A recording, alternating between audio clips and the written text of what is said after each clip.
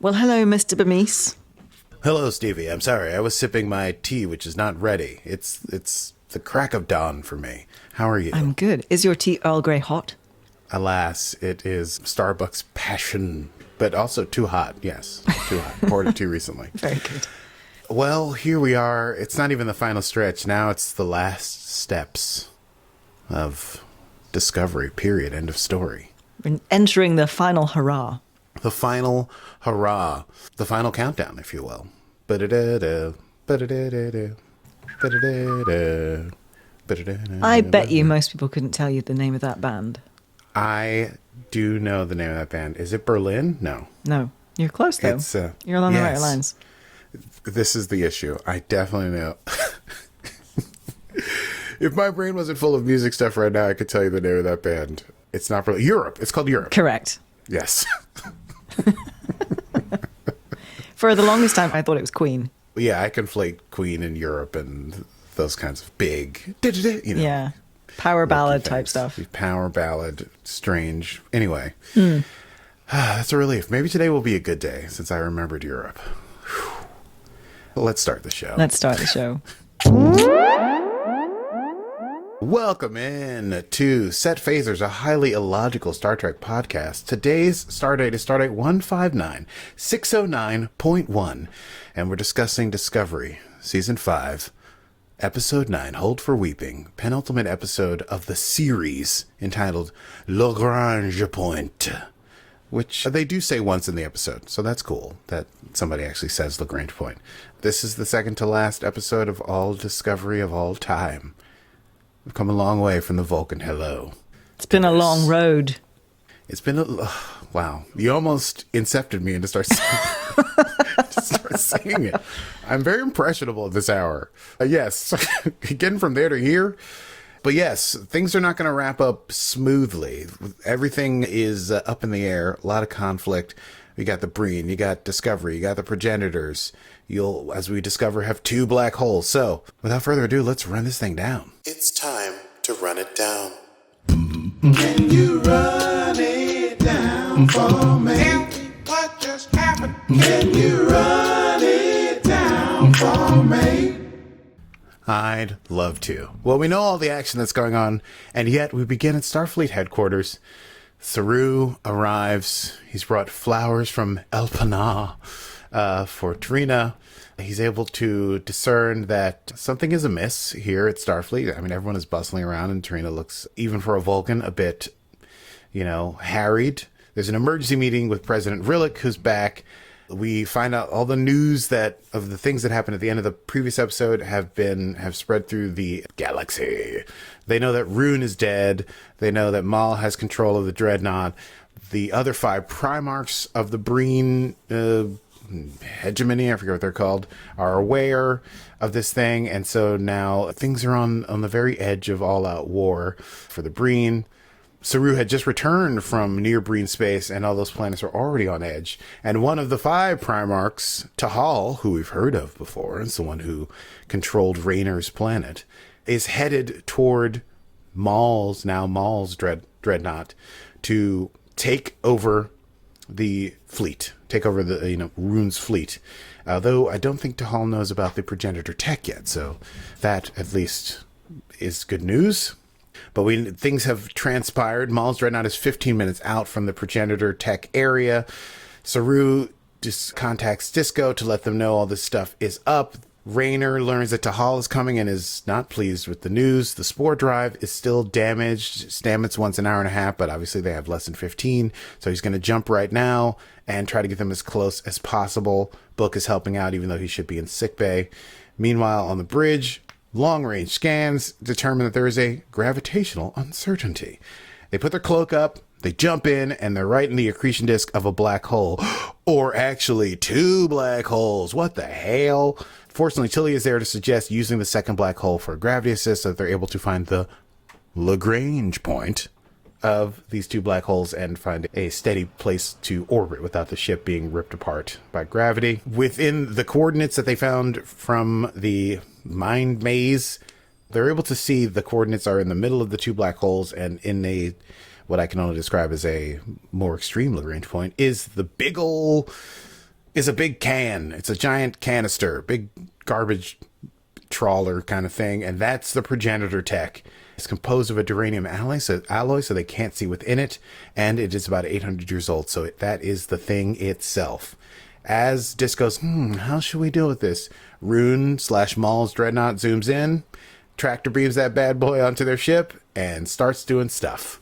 And so the mission goes from, we got to get this before Moll and the Breen, to now we have to steal this progenitor tech canister from Moll and the Breen. So they hatch a plan. There's going to be a team that has to infiltrate the ship. Michael, Book, Adira, and Rhys. And they're going to be two teams. One team is going to go to the cargo bay where the thing is being held. And the other one's going to go to the bridge. And they're going to have to hack the Breen systems to drop the shield so that they can put a transport lock thing on the structure so that they can then beam out the structure, the crew, and then zip out of there. It's pretty dicey, and Stamets is not altogether pleased that Adira is going on the mission, but this is Adira's big moment, finally. From Earth cadet to away team on a Breen infiltration mission. They put on Breen costumes as a disguise. Finally, being Breen works in the favor of this team. All you gotta do is put a helmet on, which is always great.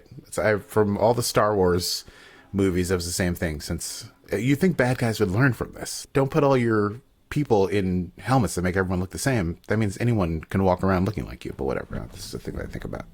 If I was a bad guy, I'd be like, everyone show me your face. I want to see everyone's face. Know everyone's name. Bob, help me with the laser. Meanwhile, President Rillick and staff are trying to figure out a way to intercept Primarch Tahal in order to make this already tense situation not become a complete insane situation, which if I was writing a TV show, I'd be like, I think we're going to go insane. But they've been trying to reach out to Primarch Tahal. Tahal has been ignoring them. Saru suggests we don't send a ship, which could cause, escalation like a starship if Tahal feels threatened. Maybe send a shuttle and try to force a face-to-face conversation, or to delay, or to make them divert around the shuttle. They'll need a delegate to go speak. The president can't go because if the things go wrong, the president would be dead. So they need Rillick there to be able to negotiate. Saru volunteers to do it because he's Saru, damn it. He's action Saru. Book and Burnham on the ship, confronted by Breen, invited to a celebration feast. They're confronted about a celebration feast, and they basically say, yeah, we'll see you there at dinner. Then they have a little moment alone where Michael explains her realizations from the mindscape, which is that, she pulled away from Book. And then Book is, I did the same thing. And they both apologize to each other. And they're like, gosh, that's great. But then there's a Breen shift change. Meanwhile, Moll has gone back to the bridge because the Breen have, jumping back, opened up this canister and found a bright light inside, and it sucked the first person into it, and they lost all scans of that person. And now they're attempting to find a more scientific way to explore the inside of this canister, but it does seem to be an interdimensional portal of some sort, and they don't know what's on the other side. And do remember, Michael has a key from the person in the mind maze told her this is going to help you get the thing when you have the thing. And there's a quote for that, which is incredibly unhelpful. And it is, build the shape of the one between the many. I'm James Earl Jones. Okay, where was I? So, Moll is on the bridge, and they're trying to send someone inside to get the proper data. Rhys and Adira, in their Breen disguises, enter the bridge. They find the lowest level soldier there and tell them to go kick rocks. And then Adira gets into the console and starts trying to hack it. Meanwhile, Raynor is prepping the bridge crew for what is probably going to have to be a fast getaway once things start going. Tahal is 2 hours away, as we now know, and Raynor also has a peculiar thing where when he has the con, he does not sit in the captain's seat, and everyone notices it, and they're all freaked out about it until he tries to talk to him about it, and he's, hey, don't give me any encouragement, I'll sit when I'm ready. Michael and Book approach the shuttle bay. There's a retinal scan to get in. Book tries to use his to get in, doesn't work. They have to pull one of their courier moves from, it's just so sweet, from early in season 3 when you see how they work together like a buddy cop film or something, and they pretend to fight, and then they both fight each soldier when the soldiers get confused, and then they take them down, and then they use the soldiers thing to use the retinal scan to get inside, and then they hide the soldiers, and they see what's going on inside. They see the Breen soldier that they were sending in with a tether and equipment, who's, this will help us figure out what's on the other side. Tether gets absolutely torn, and that Breen soldier gets whipped into wherever that place is. But then they put a quarantine up on the structure. And I remember Michael and Book are only trying to put the dealie on it so that they can transport it out of there, but they got to get the quarantine down. Book sees the power box. Michael goes to disable it, and Book has to be on distraction duty, so he basically starts flirting with a Breen soldier and asks if he can join them at the feast, and is told that he can come be a Sark mate at the Sark feast. Meanwhile, Adira hacks the system. Moll finds out about the lost soldier and discovers that there are missing guards, and they decide to put Shuttle Bay in full lockdown, which obviously is going to spoil what Michael has to do. Back at Federation headquarters, Saru is prepping to go. Tarina tells him that the shuttle is ready. They share a moment where they realize that they both have chosen lives of service, but they are able to serve together, even though that means often they will be apart and have to do dangerous things. There's a lockdown in the shuttle bay on the Breen ship. Michael's still working on the shield.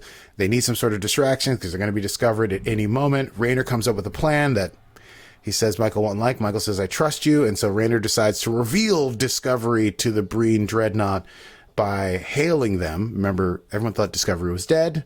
And now they know that they're alive. Moll learns that they survived. They go into high alert. They arm their weapons. They answer the hail. Rayner tells Moll that Michael is dead. He tries to draw her out into a conversation and, be like, it's your fault and that's why we're here. But it ultimately does not work, although we get a little information about sort of Moll's emotional state, about needing this thing to bring back Locke, and also Ruhn. It's Ruhn's fault that a lot of these terrible things have happened. Rayner says, listen, you want our help. Tahal is on the way, and you guys are going to be in trouble, which makes all the Breen around Moll nervous. But Moll cuts the link and says, forget it. Michael and Book manage to get the shield down. They put on the transporter lock, but just as Moll comes down, intercedes, makes them take off their helmets, and now realizes that Michael and Book are alive. Rayner, still connected to Rhys and Tahal, tells them, prepare to lower the shields. I've got a plan. The captain will tell us what to do. On the comms, the captain references something earlier in the season about not being able to have her Grum of Asakad, which is a clue for Rayner as to what to do. Rayner knows the message. He is going to send, this is an absolutely insane sequence where Discovery uncloaks, starts accelerating towards the shuttle bay. They're going to tear through the containment shield, blow everything out of the bay, including the people in there and the structure. And then once everything is blown out, they will beam everyone aboard. Disco heads, they're firing, things are pew, pew, pew, pew, pew in space. Michael and Book make an ambush as they're tried to be dragged to the brig. People wonder if this is actually going to work. Stamets says math doesn't lie. Disco is taking hits, but they get in there. The shield drops. Things explode on the bridge. Rhys and Adira are discovered. Rhys jumps in and starts kicking butt. They're able to beam out before things get too crazy, but Moll, who is still down in the dock area, not for the shuttle bay area, sees what the plan is as she sees Discovery coming through to break the containment zone. And so she runs away from the lieutenant that has been her aide de camp, as we say in the business, and runs right into the structure. And Michael, seeing her do that, is unable to stop her and runs in after her, which causes Book a great deal of consternation. That is just as Discovery breaches the bay. Everything goes down. Things get whipped out into space, a lot of green light, a lot of star stuff. The structure gets sucked out into space and flies towards the black hole. And then the structure housing this interdimensional portal blows up. And now we just have a big interdimensional portal floating in space. Michael is gone. Book can sense that she's alive through his space druid stuff. And so they have to save Michael and fight off the Dreadnaught, and possibly are going to have to deal with Tahal. Rayner sits in the chair and says, let's do this. And here endeth Episode 9, Season 5, Star Trek Discovery, LaGrange Point. Let's chat about that. I say, darling, let's do a quick chat about that. Yes, let's go. Hi, Jinx. Hi, Jinx. I thought this was pretty exciting. I knew it was going to be a fucking cliffhanger. I was mad. As soon as I was like, they're not going to get that thing on there and whisk it away and then have a final episode that's just a wedding. You know? That's what I want. But it's not what's going to happen. Boy. But yes, I do love Adira finally getting a chance to step up and show their skills and be under pressure and hacking and stuff like that.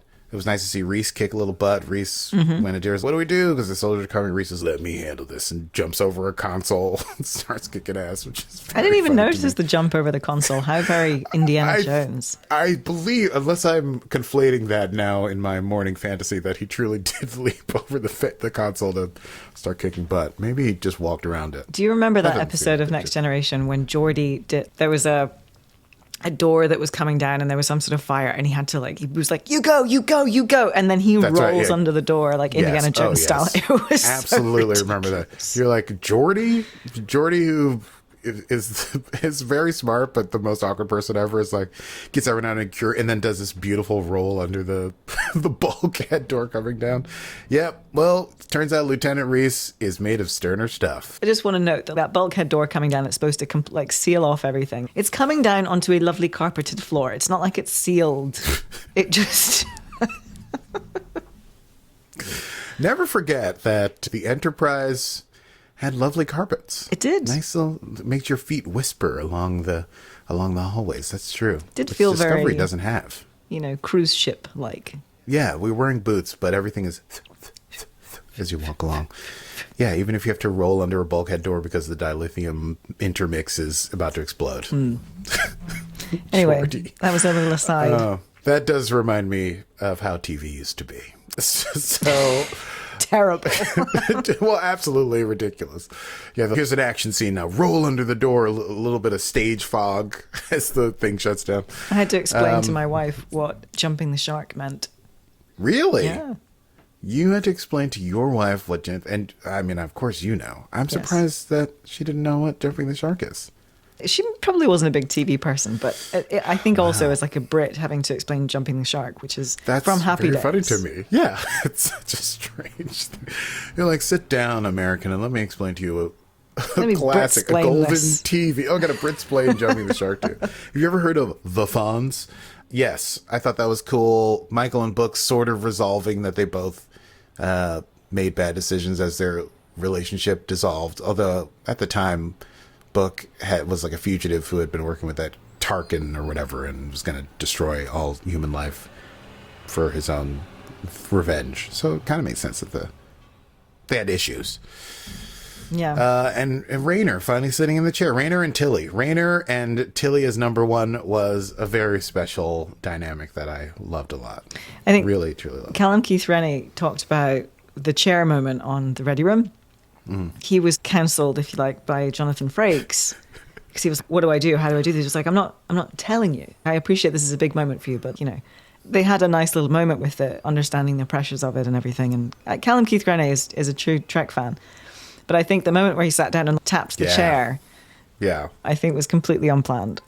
I didn't know this story, but the way he sat in the chair, I felt like I was seeing Rayner, but also the actor be like, yes, this is it. True. And the next line being, let's do this. I mean, incredible. That's what I would say if I suddenly had the con. Let's do this. I mean, let's do this. We're surely running out of ways to say, let's get the fuck out of here. Let's fucking go. That'll be the next LFG. thing. That's what I feel like Tilly would say, let's fucking go, That's fair, yeah. I love when she almost said holy shit in this episode. She says holy schnoodle or whatever, something like that.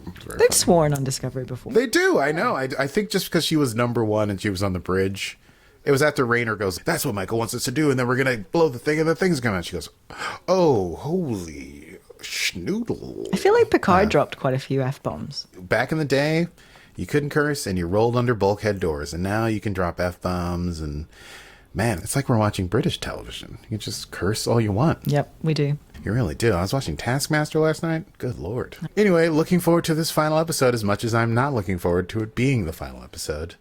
Well, I think that's it. Are we going to the desk? I have one. I thought an interesting moment was we cut to Commander Lorna Jemison, played by Zara Bentham, at the con. which is a nice nod to NASA astronaut, medical doctor, and Next Generation cameo alum, Dr. Mae Jemison. Oh, right. I forgot. I recognize the name. Sorry, go on. Yeah. Who appeared in the episode Second Chances. I remember Mae Jemison. I didn't put together the character. That's sweet. What are you talking about? That's It's nice. Well, it's great. The Jemisons live for another 1,000 years. 1,000 years and still Another in 1,000 Star years. World stuff. Still out in the stars. Yes. Okay, well, that's an Easter egg. I know. I'm trying to think if there are any other Easter eggs, but no. All right. Well, that taken into account, we should move on to quotable moments. Quotable moments. There were a couple. Mm-hmm. A favourite of mine was Adira, and they're all in the shuttle, and I think Book's like, why can't we do that? And Adira goes, science later, problem now. We just can't. I thought that was great. I thought, because that was like Michael helping Adira understand like the mission criticality of being like, we can't do this thing, and starts to explain it. Michael goes, science later, problem now. And then Adira's like, great, totally gets it, goes on, and then Book like comes back and like, well, why can't we? And it was great. I loved that.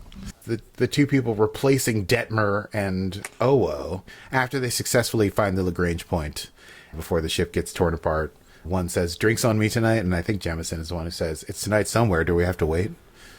Yeah, it's a good one. I'm going to steal this one. This is the best. I chose you to be my first officer because you're smart and I trust you. And if we were stuck in a foxhole together, I wouldn't kill you. Unless, that is, you give me more of that warm, fuzzy stuff that I don't need. I just love the way he delivered that line.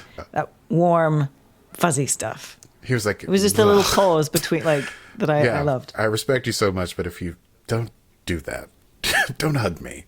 Which really solidified that, how much Rayner has come to respect and trust Tilly, but also, and be able to open up about, don't get warm and fuzzy with me. Mm-hmm. I really did like when Michael and, well, actually the whole away team early on gets encountered by the two soldiers that are in the spot, and they tell them, whatever, you get out of here, otherwise the Scion will be upset, and they leave, and everyone goes, whew, that works, and Michael goes, nobody likes a disgusted Scion. Indeed. That was very cute. Now, there was one thing that I liked. Rayner said, failure is not an option. And fun fact, from Apollo 13 and many other missions, White Team Flight Director Gene Kranz uttered the words, failure is not an option. Incredible. I love that. I think I was like, oh, I recognize this phrase. Has this been in Star Trek before? Or is it from my many watches of Apollo 13 as an adolescent child? Mm-hmm. Almost certainly. We already talked about Holy Schnoodle. I did also enjoy, as a heartfelt quote, when Saru is about to leave, Tarina says, it would be illogical to ask that you promise to return. So instead, I only ask that you will try. It's beautiful. Vulcan poetry. Indeed. Indeed. And also, math doesn't lie. Is a good one. That could be, if I ever got a tattoo, that's probably what it would be. It would be the Starfleet symbol, and then math doesn't lie. I'll never get a tattoo. Needles, I'm terrified. Oh. I could get a stick-on one or something. I don't know. Okay. If they ever make them painless, I'd do it. Laser tattoo, I'd be down. Henna tattoo? Is that a thing? I could do it. Yeah, I'd have to get retouched up every... It's true, yeah. I'll never be a tattoo man. Well, next time? Next time on Set Phasers. My word. Next time on Set Phasers, Season 5, Episode 10, the series finale of Star Trek Discovery, entitled Life Itself. I wonder what this will deal with.